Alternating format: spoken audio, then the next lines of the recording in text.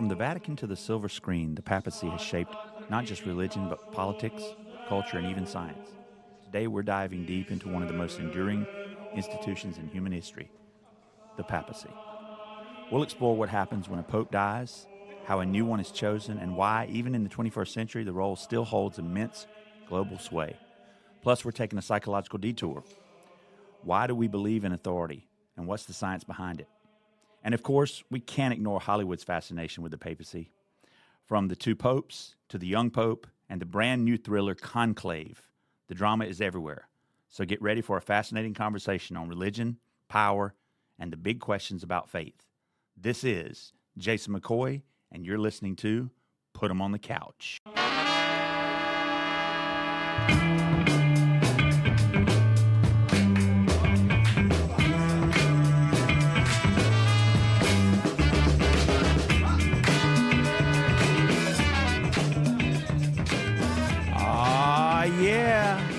We're back for a brand new edition. It's the third season. I'm your host of Put 'em on the Couch, Jason McCoy, flanked by my good friend and better half, Nelson, the man Beaulieu. Holy cow, Nelson, we are back. Holy indeed. It's been at least a month, if not more. Wanted to get this one in, Nelson, before we celebrated our second year, actually going into our third year on the air. Yeah, we were, I think we were off for about, I don't know, let's call it 40 days. And I don't know, I feel resurrected. How about you? Yeah, absolutely. And I think nothing could be better. Nothing could say hello and welcome back quite like a brand new conclave, Nelson.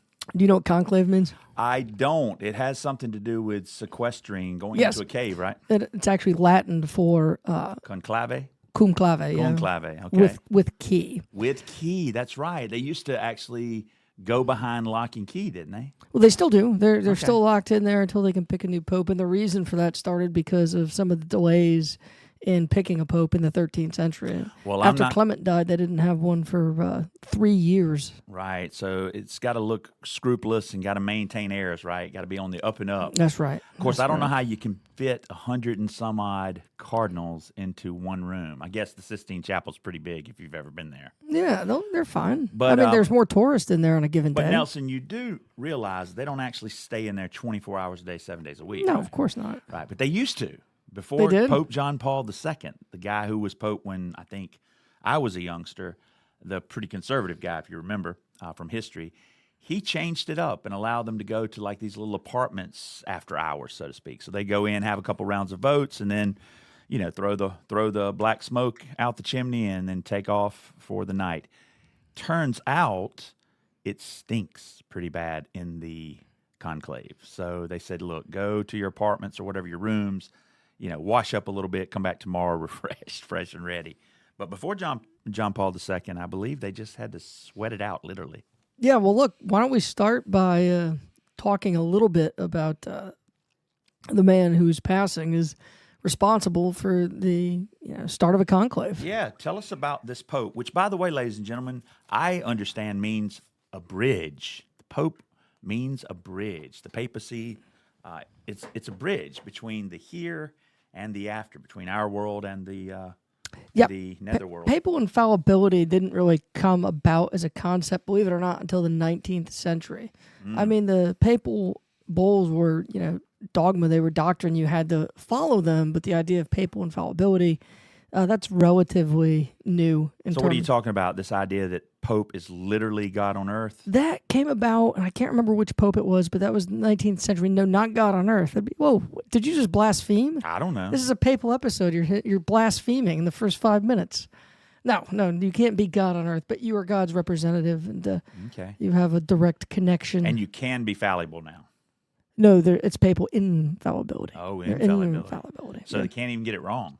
They couldn't misinterpret Look, what God's telling them. That's the way it is. And I think eventually we're gonna dovetail into a really interesting conversation about the politics and the church, worldly politics and the church politics, which are two very different things. You even mentioned already that John Paul II was conservative, and I think that's true. But in Certainly a lot by of ways, today's standards, I guess. Yeah, but in a lot of ways, he was a very progressive pope. So I mean, it just depends on what you mean by conservative. Yeah. Well, speaking of a pope that I think most people agree is pretty progressive. Let's talk about the late Pope Francis. Jorge Bergoglio. Jorge Bergoglio, an Italian, I think born in Italy but raised in Argentina, or do I have it backwards? I think he was born in Argentina, Maybe born but it's in an Argentina, Italian family. but Italian family. And so, I mean, the last time around when Ratzinger, Pope Benedict, left sort of suddenly, I think due to health reasons, or some said his heart wasn't in it, there was a lot of consternation. Wasn't sure who was going to ascend. And, the conclave turned to Latin America for the first time maybe ever, and picked a pope, Pope Benedict. Yes, there was one other pope, and you'll have to forgive me, I'll get the name. There was one other pope that was not from Europe, but I'm pretty sure he was from, Yeah, so most have been from Europe, certainly one from Latin America, never from the continent of Africa, never from here in the United States or Canada. And, throughout South America, even in, arch rival Brazil, they took a great deal of pride in having the papacy in a new home. And I'm very interested to see what happens next because, part of Bergoglio's election as Pope stemmed from the fact that this is where, Brazil is the largest Catholic country in the entire world. You have growing numbers in these areas in Latin America, South America, and in Africa. And that's where the church is seeing its biggest numbers. Its political power structure, though, kind of remains in Europe and in the United States. And so it's really an interesting dynamic. It's going to be an interesting conclave. So Pope Francis, Nelson, you've already mentioned, born Jorge Mario Bergoglio, 1936, served as the 266th Pope of the Roman Catholic Church. That's right, ladies and gentlemen, going all the way back to Peter, right? Going all the way back to Peter. We've had 266 popes. This next one will make 267. And there was a little controversy surrounding one pope that we'll get to, Nelson. I'm not sure if they count her. You heard me right, ladies and gentlemen, her. But Pope Francis held that post for 12 years, right, from 2013 until his untimely death on Easter Monday, April 21st, 2025. Known for his humility, simplicity, and focus on social justice and the marginalized, he was the first non-European pope in over a millennium. And the first from the Americas, they say. He left behind a legacy marked by an emphasis on mercy, unity, and compassion, and his efforts to make the church a bit more inclusive. Let me tell you something. I really loved this pope. I think there is a fundamental failure to understand his pontificate right now, what his legacy will be, because he didn't change much. But, I think when we put the church and its politics through the prism of American politics, we want more changes. We wanted maybe a pope to come and say, okay, yeah, you can be a gay priest, or priests can get married, women can be deacons. We wanted these, some big, meaningful changes. And I think what the pope understood is that there's no popular support in the Catholic Church. There's no majority support for these changes right now. Right. And again, we talked about where the church is growing. It's growing in Latin America. It's growing in Africa. These areas are very, very conservative. The church in the United States it's taken a far right turn. And so, the Pope comes in. I think he's humble.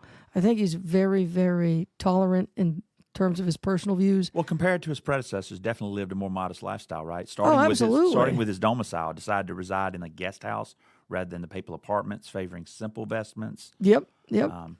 Absolutely. And I think, his legacy is that he allowed for those conversations to at least take place. One of those first questions he was asked about was gay priests, and I remember him saying, who am I to judge? And that's just profoundly different than, something like Ratzinger would say. Yeah. Ratzinger would be like, those guys are probably going to burn. Yeah. He was very, very tolerant, very accepting. Yeah, for sure. I loved that about this I think he did Pope. Reach out to the LGBTQ plus population, and he definitely encouraged interfaith dialogue and sought to make the church a bit more welcoming, right? He certainly would pray for people and brought them into the fold. I'm not sure that he was suggesting that we change church doctrine necessarily. No, he was not. But he certainly believed in inclusivity and dialogue, to say the least. He was also a steward of the climate, was he not? Yeah. I mean, yes, he was he big did have on an climate change. encyclical on climate change. That's, I mean, as far as I can remember, the first time a pope has ever taken such a strong, staunch stance on climate change. He believed that man definitely accelerates climate change and that we need to do everything we can to slow it down or stop it. He also, I think, would leave behind a legacy of mercy and a diversification of the cardinals. I'm more interested in the cardinals, right? I'm not sure if you know this, Nelson. You probably do, being a historian yourself. But, ladies and gentlemen, there's about 150 cardinals that have already descended on Rome, right? Mm-hmm. And this is the largest class, I think, ever.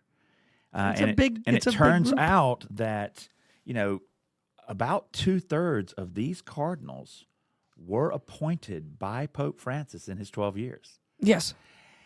And by the way, and they all come from very different places. Well, that's what I was going to say, the diversification of the cardinals. Pope Francis expanded the cardinals, right? And cardinals elect the next pope. So you could argue Pope Francis was sort of keeping his eye on the prize, so to speak, in terms of his legacy, right? He's appointing cardinals from all over the world, including these underrepresented places that he would call the princes of the church, right? From Africa, from Latin America. Absolutely. And so it's very possible that the bulk of the cardinals this time around will be appointing someone that will fit sort of the legacy and maybe continue the legacy of Pope Francis.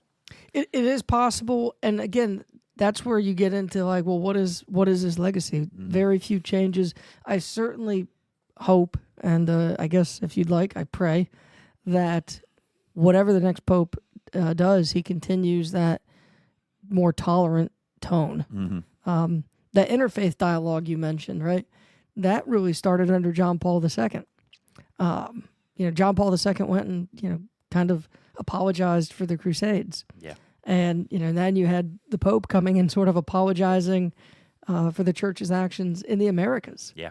And, I don't know. Those are big things, I think. Well, he made women full members of the dicasteries in the Roman Curia and addressed the sexual abuse crisis within the church, offering apologies to survivors. I don't think any pope has offered apologies to victims of sex abuse within the church, have they? No, and when John Paul did it with the Crusades, a lot of his advisors were very uneasy because it would introduce or reintroduce perhaps the concept of fallibility. Well, ladies and gentlemen, I want to take a short break, and when we come back, I want to back up to St. Peter. I want to back up to the very beginning, very first pope, and talk about the papacy from beginning to where we are now. You're listening to Put 'em on the Couch, and thank you for listening. Welcome back.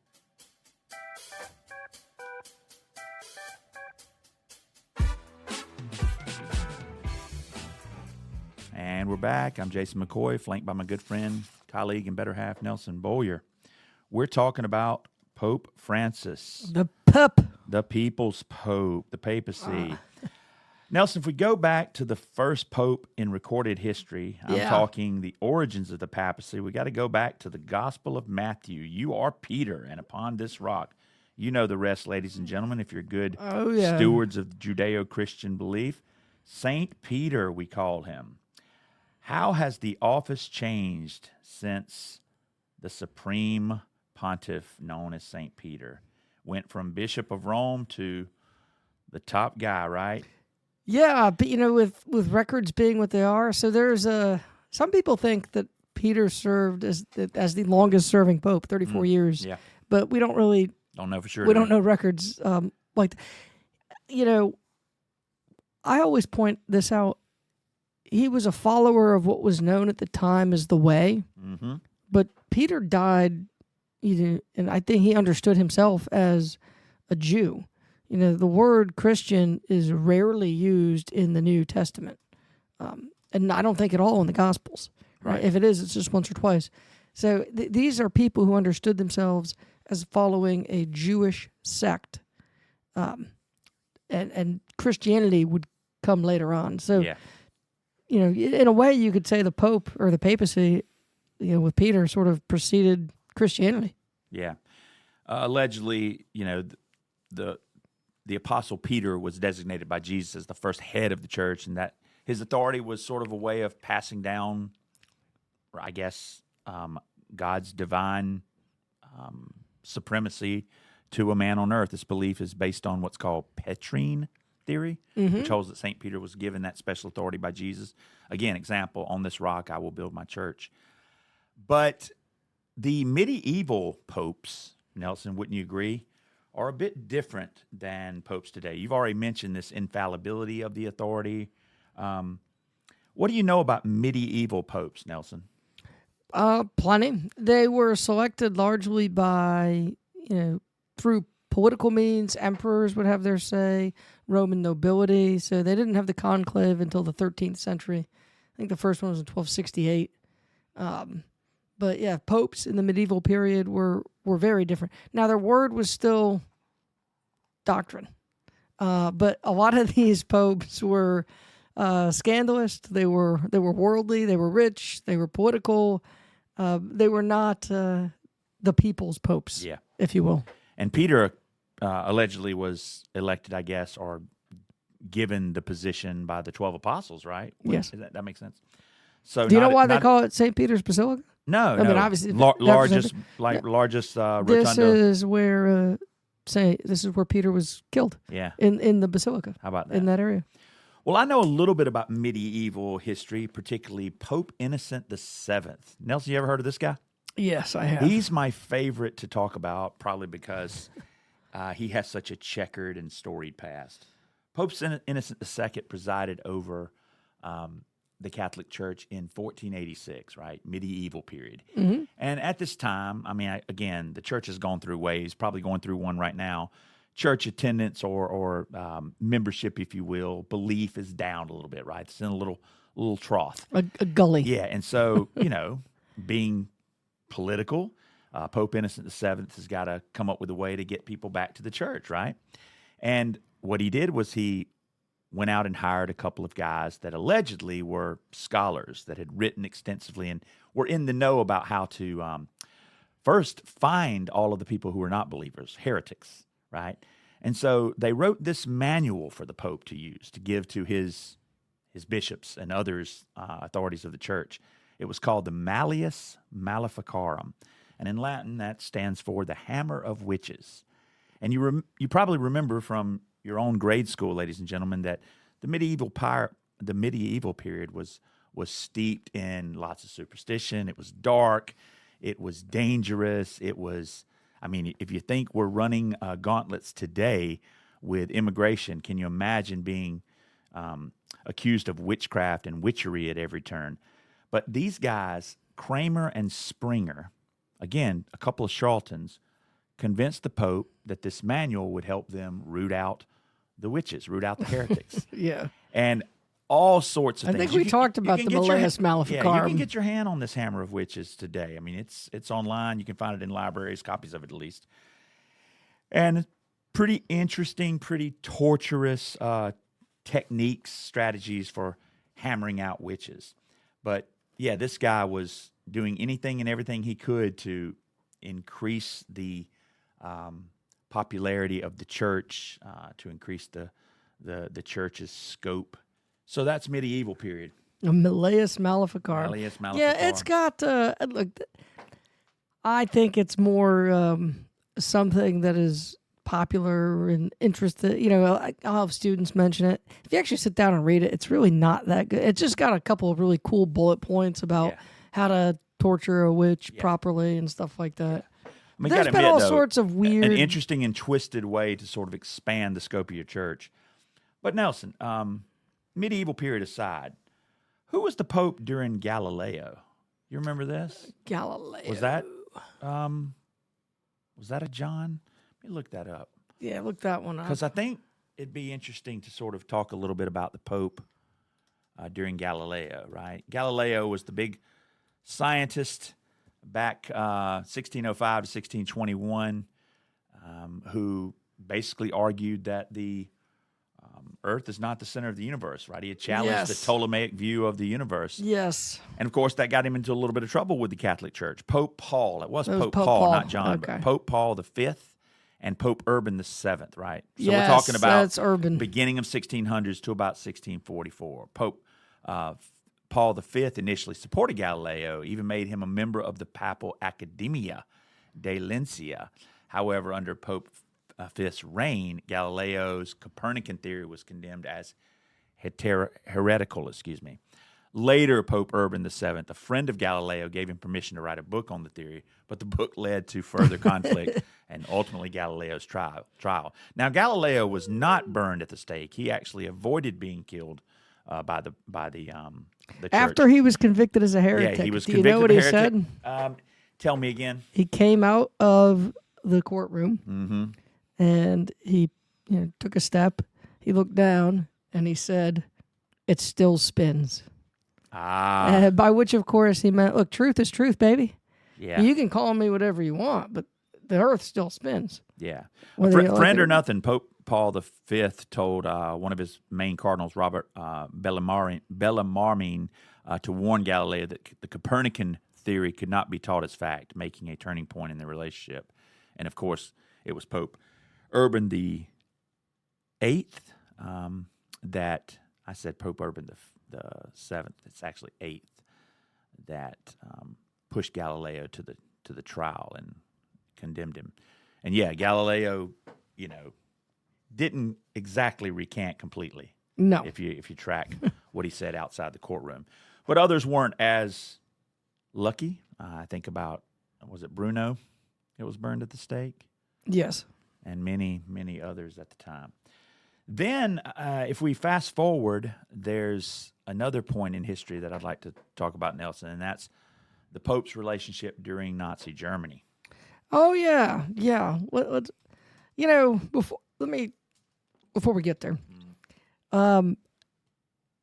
there's a big difference, I think, between the modern Catholic Church, and I'll say the modern Catholic Church, starting with Pope John Paul I, who was only in office for like 33 days or something. So we're talking about what, late 1800s, early 1900s, excuse me. Yeah, I think, that church and the one that preceded it, they were very, very different in terms of human rights. I mean, look, Pope Gregory. This is the guy who was there when... This is the old Pope Gregory. Was Hitler in at that No, time? no. That was I think that was Urban as well. That was one of the Urbans. Yeah. This is Gregory the Ninth. Gregory the Ninth actually banned cats. How about that? Right? Or not banned them, but said they were, associated with the occult in Germany and Satan and all that stuff. So, you've had popes, papal edicts that do some pretty gross things, but certainly a low point in the church's history has to be the papacy surrounding Nazi Germany and what some people termed a Nazi pope. The pope helped Nazis escape into South America after. So it never formally condemned the Holocaust.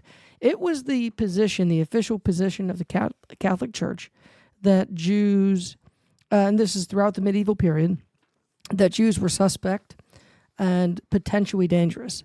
The attitude of individual Catholics regarding Jews in Europe was much, much worse.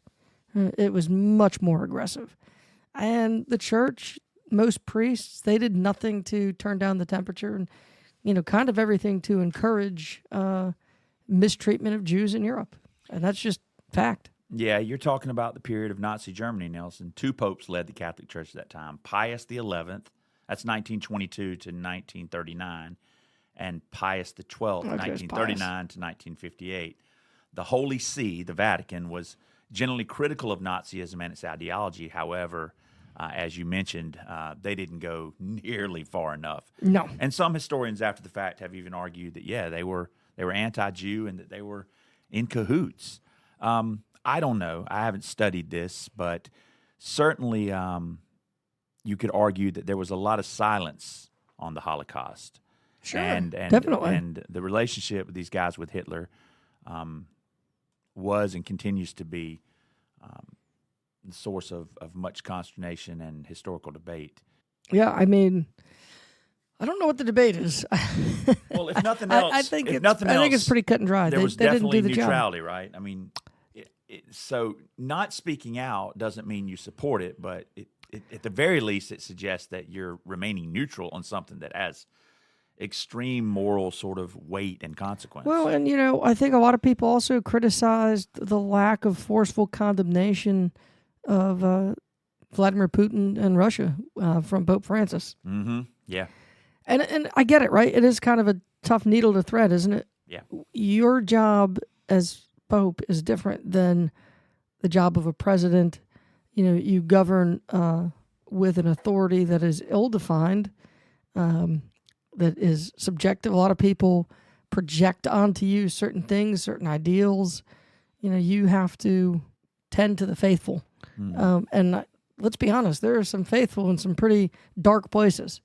And so what is your responsibility to them as Pope? I mean, I think it's a fair question. Yeah. But when it comes to the Holocaust or something like that, to me, there should be no equivocation. And there was equivocation. Well, it sounds like you've read John Cornwell's portrayal. He has a book about this called Hitler's Pope. And he portrays Pius XII as an anti-Semite, while other historians present him maybe less harshly.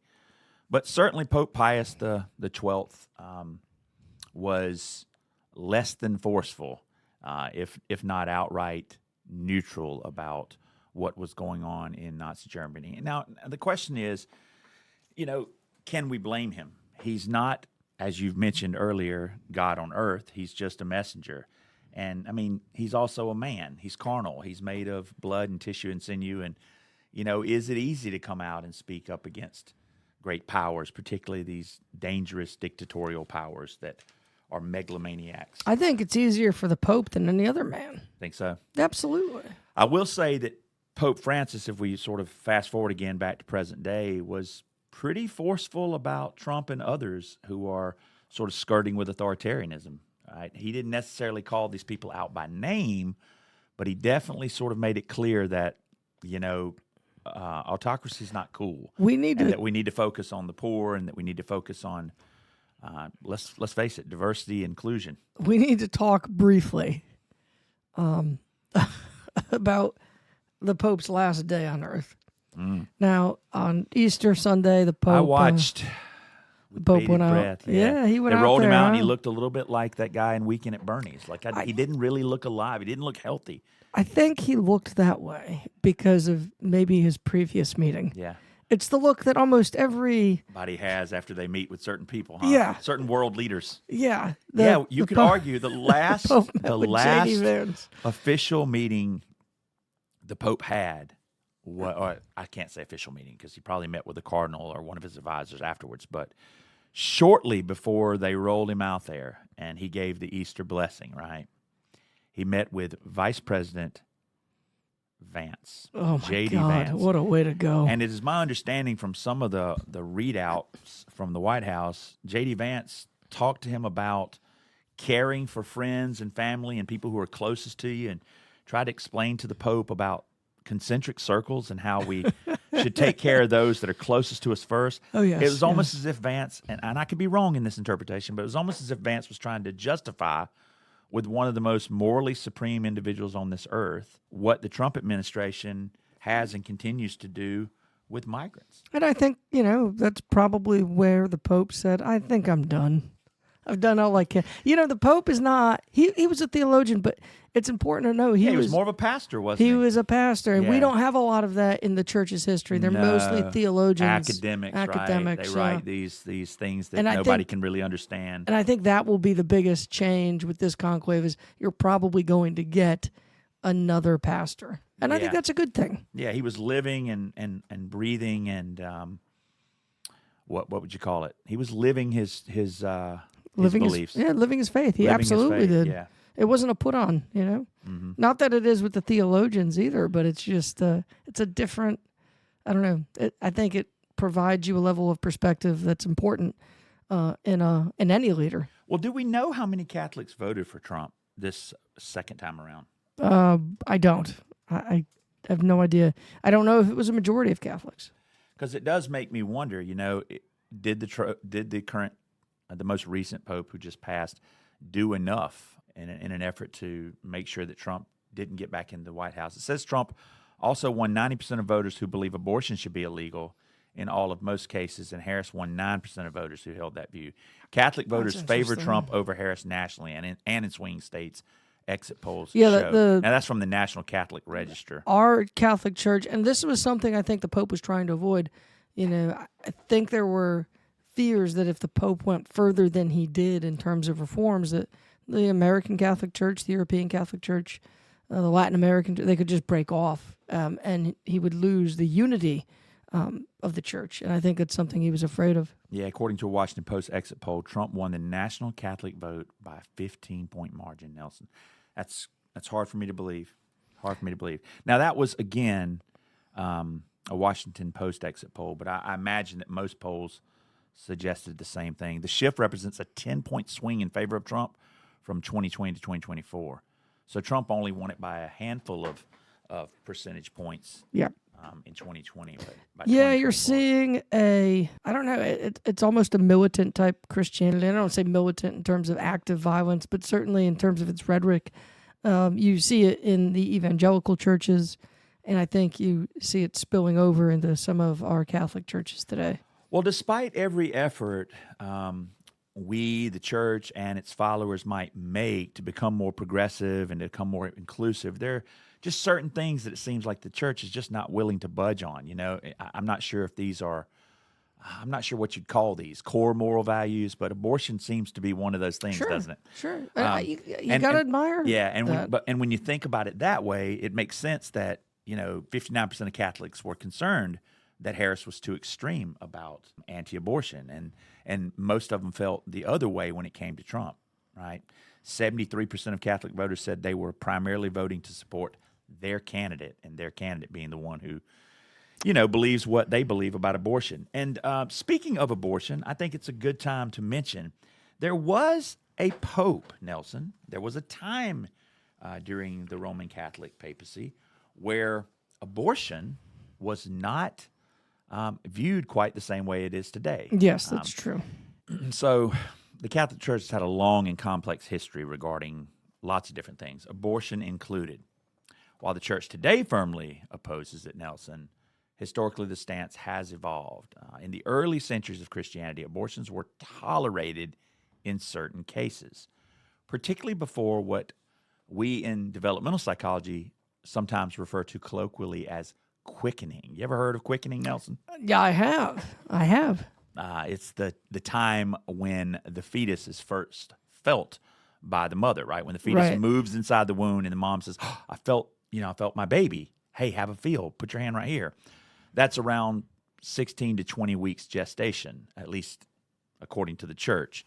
They thought that was around 16 to 20 weeks gestation. I'm not sure when that happens. I think it could happen a little bit earlier than that.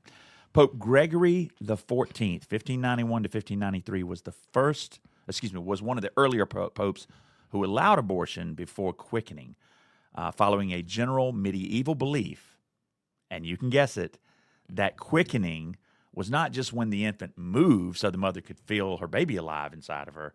It was the time when the soul entered the body. The soul was entering the fetus's body. It wasn't until the Lateran Council of 1215 under Pope Innocent III that the church began to make a much stronger stance against abortion, condemning it in more absolute terms regardless of the stage of pregnancy. It's funny because that's really a scientific, right? Like the idea that life begins at conception is really based in, I guess, some sort of science with, Well, yeah, we wouldn't call it conception. Right? We'd call it fertilization, but it's still kind of... To me, I actually take the more mythological, the more mystical... The more conservative. Approach of when does the soul enter the body? Because to me, that's when you become alive, right? That's when you gain. Well, if the brain is consciousness. The brain is not obviously fully complete, nor is the top part of the body plan. So you could argue there's no consciousness until later in the pregnancy. However, I do agree with your point that if you've got cells coming together, the sperm and the egg, right, and they're forming a union, scientific. they're fertilizing. It seems pretty scientific, embryological. You would think, okay, well, all of the ingredients are there to sort of grow a human or anything else for that matter, a chicken or whatever the blastocyst happens to be. That'd be interesting. Yeah. But it's interesting that the church, if we think about its storied and conservative history was okay with it up until 12 to 15 weeks. It's like, you can abort it. It's not even really it's human, not even there. right? Yeah, yep, sure. I wonder what the church thinks about that little tidbit in their history. Well, I think it's important to actually explore some of this idea of authority and how people respond to a papal edict or the papacy or just the man himself. Like you see people like flailing all over. I'd love to get into some of that, but first you mentioned something about a female pope. Well, look, I don't know if you've watched it, Nelson. Ladies and gentlemen, the relatively new Hollywood blockbuster that is getting lots of attention and not necessarily all positive attention is Conclave. It was good. I loved it. Starring John Lithgow and Stanley Tucci. And the Dean Lawrence is played by... a British dude. Yeah, he's a British dude. Ray or Ralph Fiennes, I think that's who it is. I mean. Anyway, he's sort of in charge of the conclave, Ralph Fiennes, Dean Lawrence, and he represents the progressive wing, if you will, of the church. John Lithgow is more of a conservative. Stanley Tucci is friends with Dean Lawrence, and he too is relatively progressive, although not as progressive as, say, Dean Lawrence. And there's about 133 cardinals. This is a modern-day conclave, right? So you can imagine, one might imagine that this is sort of kind of what's going on right now, potentially, right? It wouldn't be that hard of a stretch. At any rate, if you watch this film, the entire thing is about selecting a pope after the current pope has passed away. And there's a new cardinal that is added to the conclave last minute. And apparently, no one knew about this cardinal. This cardinal was living in the Middle East, particularly, I think, Iran, and was pretty quiet. Afghanistan, excuse me. And I think someone vouches for him. They get the paperwork, and they go, yep, the old pope, he definitely knew about this cardinal, and he was keeping him quiet, but he absolutely has the right to come and be a part of this conclave. So they start voting, right, Nelson, and nobody really gets the most votes. They go through several rounds, and before you know it, this new guy is starting to get votes. And by the end of the movie, I won't tell you all of it, but there is a plot twist, right? Right. This guy gets a lot of votes, and we also learn that maybe he's not fully a guy. Right. And apparently that made a lot of people who watched this film really, really angry because they said this was really just a film about wokeism, and you're pushing the trans agenda, and you guys are suggesting that men can be women and vice versa. And Nelson, you were the first, I think, to tell me that this actually happened, that this is not just Hollywood, that something similar to this may have happened. There's a little bit of question there, but it could have happened. They have had, they've already had policy on intersexed individuals. Yeah, we've right? known about this intersexed individuals. This is not a for transgendered person. This is a person who is born with both male and female sex organs. Of course, female organs that he had were internal. Fallopian tubes, uterus, whatnot. So look, I mean, a lot of people were very upset about this. I will say that there were some liberties taken with common practice or what practice in the Catholic Church. I guess the cardinal was created in pectore, which is a way to create a cardinal. The Pope can do that. He would not have been able to participate in the conclave unless he had been announced publicly ahead of time, though. So that was a little poetic license. With regards to what you're talking about, I am. There's hardly any historical evidence to support that there was once a female pope, but it is a popular legend, the legend of Pope Joan. Yes. But you can count me out. I'm not buying. Well, according to legend, I don't have to buy it, but I will announce it. So those you at home listening can go and check this out. According to legend, Pope Joan, also known as Joan Angelicus, was a woman who lived in the 9th century and disguised herself as a man in order to pursue a religious life. She's said to have been elected pope, serving for a number of years under the name Pope John VIII. Pope John VIII. Not to be confused with the actual Pope John VIII, who served from 872 to 882. The legend claims that Pope Joan's true gender was only discovered when she gave birth during a papal procession. Yeah. In some versions of the story, this happened in front of a large crowd, and she was subsequently exposed and either killed or expelled from the papacy. Look, most historians reject the story, Nelson included, of Pope Joan as a myth or a fabrication created during a time when the church was embroiled in political struggles. It's likely that the legend originated in the Middle Ages, believed around 13th century, when a chronicle written by a monk named Jean de Mailly first mentioned her. There's no concrete evidence to support the existence of a female pope and no records from the time period to corroborate the story. Tale may have been invented as a way to criticize the papacy or to highlight perceived weaknesses in the church's leadership. Look, the myth of Pope Joan gained popularity over centuries ago, but it has never been accepted as a factual part of Catholic history.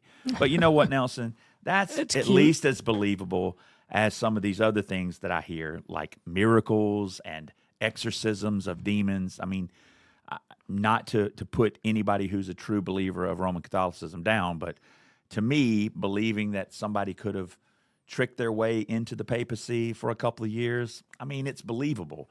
Does that mean it actually happened? No, of course not. Didn't you see the movie The Exorcist? What are you talking about? It's based on a true story, isn't it?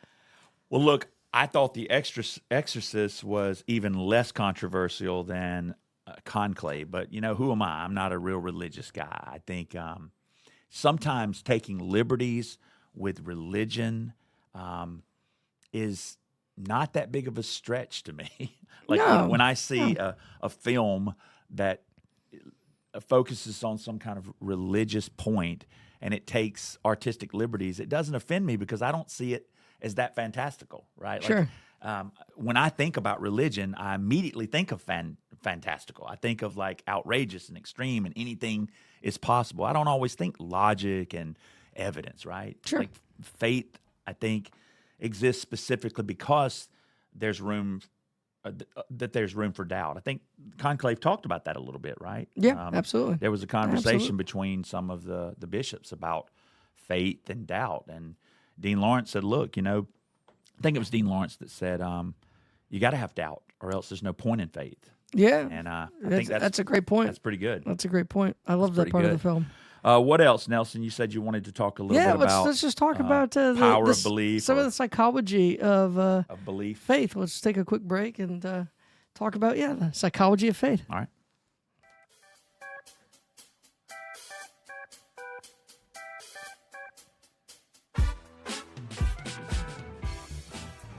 Ladies and gentlemen, if you're just joining us, we're talking about the papacy, the Pope on the couch. As you probably already know because you've seen it everywhere on television, Pope Francis has died, and they are just about to start a conclave. Go behind lock and key, ladies and gentlemen. Meeting in the Sistine Chapel, about 150 some odd bishops. By the way, the ones that are there, cardinals, excuse me, are those that are under age 80. Have to be under 80 Yeah, to we've vote. got more than 150 cardinals. Almost half of them are over 80. But maybe Some 3/4 of them old-ass I've heard are cardinals, over man. 80. Yeah. Yeah, let's look up the youngest cardinal. So we've got some pretty young ones. We've got a Canadian one. We've got some, I think, American ones, right? Maybe the Archbishop of Oh, yeah, Miami is yeah. there. Now, what's the over-under, Nelson, that an American or a Canadian No. or an African or a Latin American gets the Other head two job? Other two are possible. Wouldn't bet on Africa. Of course, they don't want to put it in America again.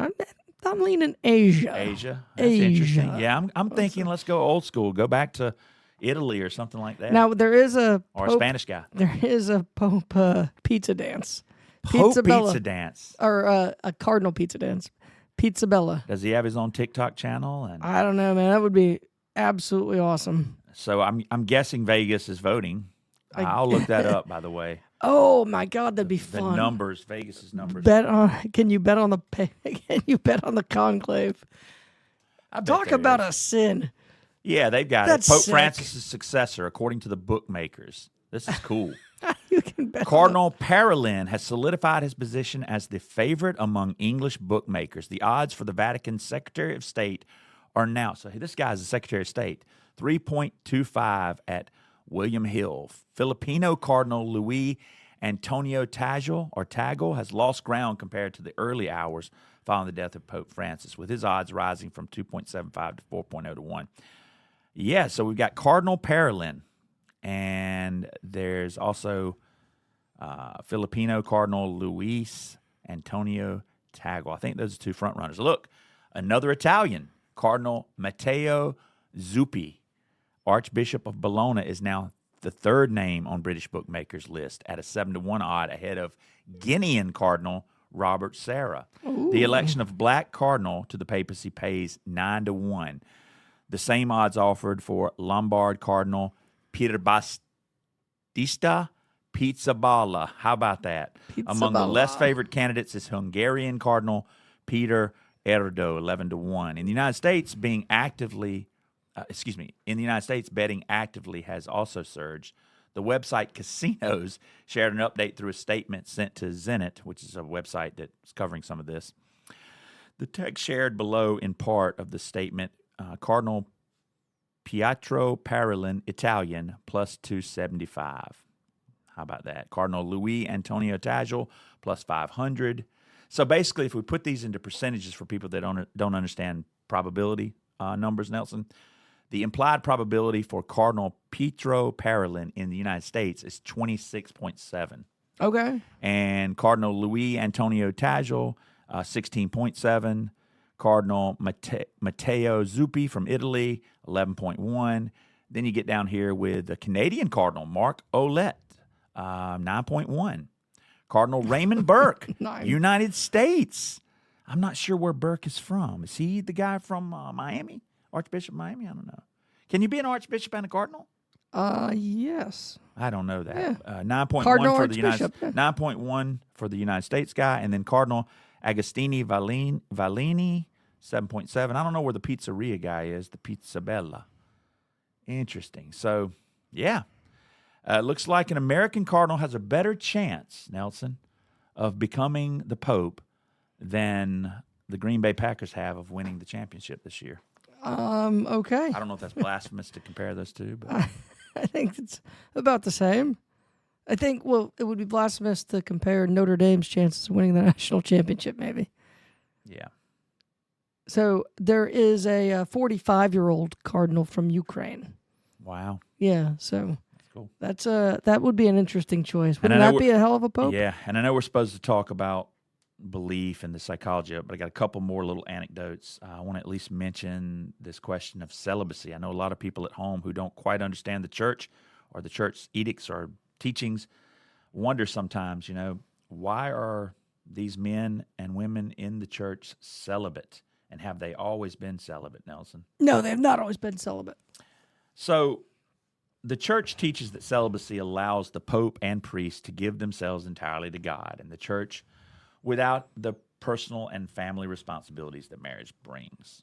Symbolically, we can think the pope is a spiritual father to the church, and celibacy is thought to mirror the life of Jesus, who was not married and dedicated himself entirely to his mission. Of course, Peter was married. Church law, however, canon law, the law of the Catholic Church, strictly forbids marriage for priests and bishops, including the Pope. The law is viewed as a commitment to spiritual purity and service. But there have been some historical exceptions to this rule of celibacy, right, Nelson? Yes, of course. Reports in the church suggest that early in the church's history, popes were actually married. But these were very early in church history, before celibacy became mandatory. In certain Eastern Catholic churches, which are in communion with Rome, but have different traditions, married priests are permitted, though still cannot marry after being ordained. I didn't know that. I did not know However, that either. once a man becomes a bishop and thus a pope, potentially, the rule of celibacy applies to him, regardless of his personal circumstances. So, interesting. So, you can be married, you can be a male authority figure in the church, but you can't be like a bishop, I guess. Right. Well, the Anglican converts can stay Right. married, so that's the only exception to priestly marriages.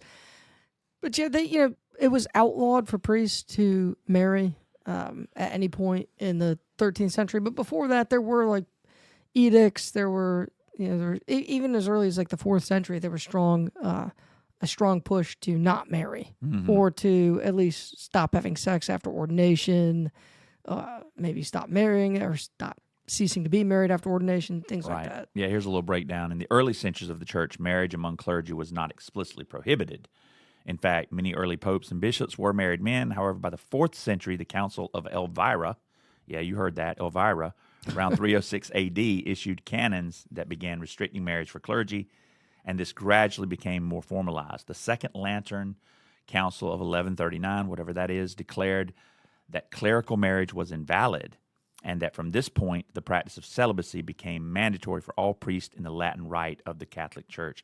And again, as you mentioned, Nelson, and I mentioned earlier, Eastern Catholic churches, the Protestant denominations, I think it's okay, right? There's been some married clergy there, but again, in the main Catholic Church, particularly if you're a bishop, you're not going to be able to be married.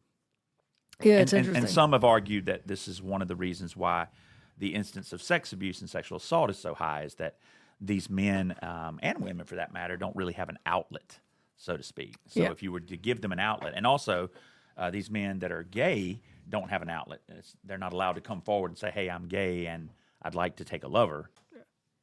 Yeah, so, you were talking about a weekend at Bernie's thing with the Pope and the Pope Mobile. But, go back and go throughout my lifetime with Pope John Paul II, with, even Pope Ratzinger or Pope Benedict. The reaction that people have to meeting this person. It's almost Beatles-like, isn't it? Yeah, you see people in tears. You see people, reaching out to try and touch him. He was always kind of funny about kissing the ring. He did allow it sometimes, but you'll see that with other popes, kissing the ring, kissing the hand. And it just, I don't want to say it's hysterical because it's clearly coming from a place of sincerely held belief, but what is it about faith leaders? I think you'd see something similar maybe with the Dalai Lama. What is it psychologically that we are imparting when what are we feeling when we see a leader like that? What's happening? Well, I'm not well versed in the psychology of awe, but there is a guy. Is that what we call that? I like that. So I would think about a guy that I've mentioned before on the show, Dachner Kutchner, I think is his name, Dachner Kettner. Poor guy. This is the guy from University of California at Berkeley. Yeah. He has spent much of his career studying awe, and he has a book that addresses the psychology, the science of awe. Dachner Keltner is his name. Well, it's not just religious people. I think people might have the same reaction to the Queen. Sure. Or to being in the room with the president. Yeah, or the Beatles, like we said, or Taylor Swift, right? Or Taylor Swift. Yeah, I was just thinking in terms of, so the religious aspect of it, if there is some kind of special edge or some kind of special condition of the brain that arises when you are, you're in some kind of spiritual or moral awe. Dachner Keltner has talked a little bit about these kinds of things, but it looks like his work is in the context of more overall awe. So that would include, but not be limited to, aesthetic awe. If you look at the Grand Canyon, or if you look at a beautiful painting, or again, if you go into a building that's extremely large. Again, what happens when a physical space is also a spiritual space, like St. Peter's Basilica, right? I don't know if you've ever been there, but I went there, and it's incredible. You can put most of the churches you've ever been in right there inside the entryway and still have plenty of room on all sides. It's just awe-inspiring. So I definitely think awe is a big part of it. But then there's the idea that this is the head honcho. This is the superstar. This is the supreme being here on earth, right? To me, it's akin to standing there on stage maybe, or in the same room with Taylor Swift if you're a Swiftie. Like, can you imagine what that would feel like to your daughters who love Taylor Swift, right? Or my daughter who I believe still loves Taylor Swift, to come face to face with Taylor Swift. I can guarantee you one thing. Even if I were not a Taylor Swift fan, I wouldn't probably tell her about concentric friendship circles if I met her. I'm more interested in how you don't have that reverence and that sense of awe? Like, how are you not tongue-tied? How are you not speechless? Like, again, J.D. Vance, what kind of psychopath must you be? Like, I'm an atheist, Nelson. I don't need to tell you What that. would you do if you met the Pope? I don't think I'd say a word. I think I would just sit and listen to him, right? Not because I think he's smarter than me, but because, by God, he really is one of, if not the most powerful people on earth. And there is a reverence and a respect and a, I don't know, and I'll admit, there is a sort of dissonance that I would be feeling. Because on the one hand, I don't believe that anybody deserves just sort of blank carte blanche respect. And that I don't believe that there's anyone, religious or otherwise, who I should necessarily sort of kowtow to or to sort of bend the knee to. Yet I have to admit, if I were in the presence of someone that powerful, someone that popular, I probably would get tongue-tied. I probably would be in a certain kind of awe. Maybe the same with a Donald Trump. I don't know. I mean, as much as I dislike Donald Trump, I have to say, I mean, I've never been in the presence of anyone that powerful, anyone that popular. It's hard to say what I would say, but it would definitely be very much a cognitive dissonant experience. Yeah. Because the rational part of my brain says, you shouldn't be emotional about someone you don't know, someone that's just another man made of blood and sinew and bones. Yet, that other part of me, the emotional side of me, is probably thinking, wow, when will you ever get a chance again to come this close to something this scarce? Well, a few weeks before he passed, John Paul II, my wife was in Rome with her mother. Oh, wow. They were at the Vatican, and John Paul II came out, spoke a few words, and offered a blessing to the crowd. And I believe that was the last public appearance he made. I believe that was his last blessing. So, she still talks about that. I think there's 1.2 billion believers. And, I mean, that's ultimately where the Pope gets his authority. But I think it goes deeper than that, in that we've talked about so many contradictions within religion. And I think, in a way, we look to the Pope to sort of somehow make sense of the complexities in our world, the contradictions in our world, and the contradictions really in our faith. Yeah. Again, maybe that helps us with our dissonance. Maybe it helps us sort of cope or come to terms with some of the dissonance that we have. Because I think on the one hand, we would like to believe that there's fairness. We'd like to believe that there's good. I mean, God knows, all of us know that there's a lot of unfairness and a lot of inequality and a lot of bad. And the childlike sense of wonder that I think you might argue feeds your curiosity and sort of powers your motor to continue on this earth, Nelson, if you're like me, needs a win every now and then. And as an adult, we don't get that many wins. Yeah. Well, I go back to a literature class I took when I first started college back in the early 90s. And we were challenged to think about heroes. Challenged to think about who might be a hero to us. And my professor challenged me to think outside of the family, because it's too easy to say, oh, my dad or my uncle who died in Vietnam's a hero. Like, are there any heroes on this earth, not just for you, but for anyone? And what would it take nowadays to be a hero? And people threw out names like Babe Ruth and others. And I made the case that it's hard to have a hero today because, number one, information travels so fast, so far, so wide, that any little hiccup, any little imperfection is going to circulate the globe and get magnified through every media cycle, right? So if Babe Ruth were alive today, I'm not so sure he could be a hero, right? It would be front page news how much he drank, or front page news how much of a womanizer, or front page news how much of a curmudgeon he was, or how unruly he was at times. Well, what about Taylor? Well, again, she's done quite well for herself. I don't know if she's got special people handling her online reputation or what, but she seems to be doing pretty good. But you have to admit, very few others come out as clean as Taylor Swift. Very and few. The Pope is one of those, particularly this latest Pope, isn't he? He's one of those that's come out pretty clean. 12 years, and you haven't heard a whole lot about him. I mean, even though he is a priest. Well, that doesn't stop people from criticizing the Dalai Lama or criticizing posthumously Mother Teresa or the church in general. He's a priest of the highest order. He's the Pope of the bridge, if you will, for one of the most powerful religious institutions on this earth. One I might mention has been mired in scandal, particularly sex abuse. What can be more disgusting? And yet he's come out pretty clean. You know, if nothing else, I think he's actually helped the Catholic Church's brand over these 12 years. I think he has. I think, he's definitely despised by conservatives. He's, viewed with some suspicion and certainly disappointment by the church's liberal wing. So maybe he's done everything right. Yeah. Maybe it's just, it is interesting. So he's not a saint, but I mean, as close as you can get to a saint, he served as a role model for Catholics and for non-Catholics alike. 1.2 billion people. Yeah. Why is it though? Why do you think people, why is it that they subscribe to a religious belief? Is it simply in general? In general, like why do they say? I mean, come on. It gives you people? the answer to the biggest, toughest questions on this earth, and you don't even have to think too hard about it, right? Well, the Pope will tell you, right? I mean, I guess the Pope will tell you. Yeah.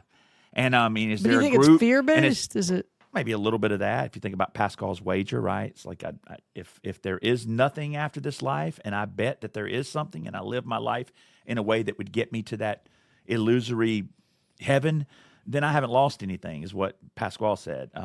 But if there is an afterlife and I bet against it, then I lose big time. So there's a little bit of fear, perhaps. And see, maybe but I also that's the think thing. it's about being a member of a very big club. Like, look, no doubt, I'm a member of a pretty big club, right? I'm a college professor here in North Carolina. I teach for institutions that have several hundred, if not 1,000 employees. That's a pretty big club, right? I went to several universities and colleges and graduated with relatively large classes, hundreds, maybe up to 1,000 members of the graduating classes. That's a pretty big class. My extended family includes lots of aunts and several different rows. They're like shark's teeth, the cousins I have, right? But, if I were a Catholic, 1.2 billion member club. That's a big group. That's a big club, right? It's like, could that many people be wrong? Could that many people be that far off? I think there's safety in numbers. It feels maybe good.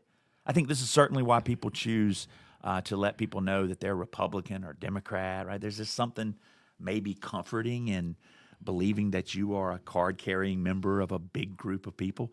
Like, not that many of us want to be hermits. Not that many of us Right. feel comfortable being iconoclast or being different.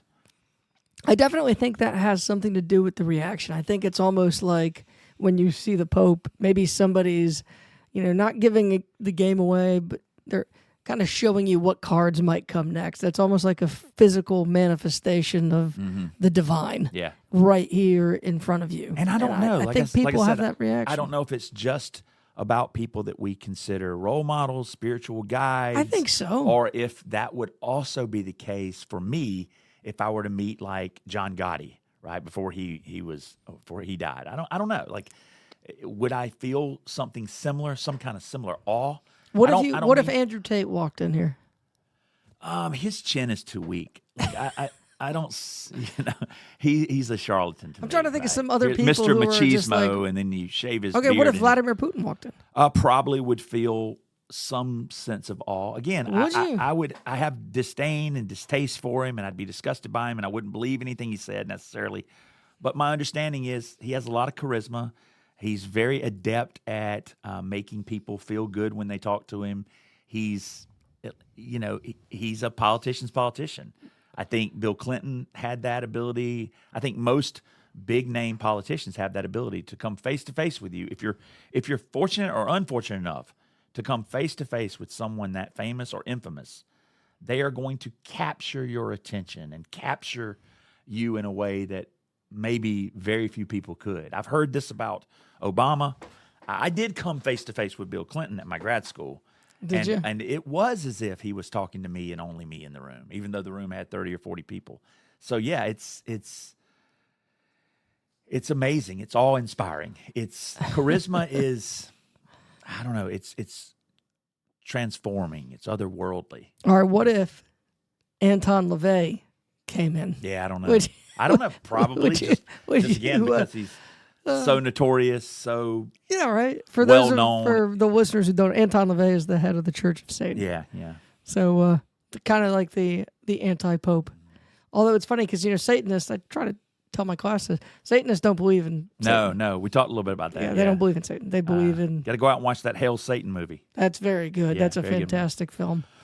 Well, I feel like we've blasphemed enough. We've conflated we're the definitely Catholic going to Church hell. with being pro-trans, being okay with abuse, and what about the eternal hell? We didn't touch on that one, but I think the Catholic Church believes in an eternal hell, don't they? I think so. But that you can pay your way out, or no, you go to purgatory and then you can pay your way into heaven. Yeah, see, that's one thing I like about the Catholics is they give you purgatory. Yeah, you get a second chance. Yeah, like I love purgatory. Right. Give me some purgatory. Which is kind of cool because on earth you have to be rich to get a chance, right? Yeah. But what they're saying is, look, even after you die, if you die poor, but your family comes into some money, they can buy you into the next next tier. But I think you can also just pay your time. I think you can get out without. But you don't get out as quickly, I don't think. I think you gotta wait. Got to double up that tithe. I think you gotta wait. 10% is not going to be enough to get you out of purgatory too quickly. Well, we talked about that with Halloween. That was sort of the genesis, one of many possible genesis. Yeah, we sure did. Of trick or treating,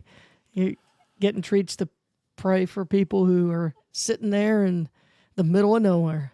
Well, did you ever see the Family Guy Trip to Purgatory? Yeah, it's great. That's not that good. It's great. It's not bad. Well, final reflections, Nelson, on the enduring influence of the papacy. Look, the papacy. What does the future of the papacy look like in an increasingly secular world, Nelson? I think it looks like what Francis offered us, which is opening up the papacy to the people more, connecting it to the world in a more deliberate way, using the language of modern politics. Getting out of the Latin liturgy, right? Can we get rid of the red shoes? That's what I want to know. I'm pretty sure Francis went without the red shoes. Yeah. I hope we get rid of those. Those, I don't know. Those are kind of cool. The hats are cool to me, but I don't like the red shoes. So it's like that dude, like the guy in charge at Real Monster School from Nickelodeon. Yeah. Was the Grumble? The Grumble? The Grindle, isn't it? The Grindle, the Grumble, something like that. The Grundle. Yeah. So, look, I think the Catholic Church is going to continue to play an important role as a, force for good, as a force for human rights, as a force for interfaith dialogues. I think it's done really wonderful things despite its huge setbacks, huge scandals since John Paul II. And I look forward to seeing who the next pope is. I look forward to seeing it continue. Well, the only thing I can say is I look forward to it becoming more of a symbol of resistance. We're going to need it now more than ever, Nelson. Amen. And with that, ladies and gentlemen, you've been listening to Put 'em on the Couch. Sorry that it's taken us so long to get back, but we are back, and you should hear more from us in the distant future, or not so distant future. Thank you, ladies and gentlemen.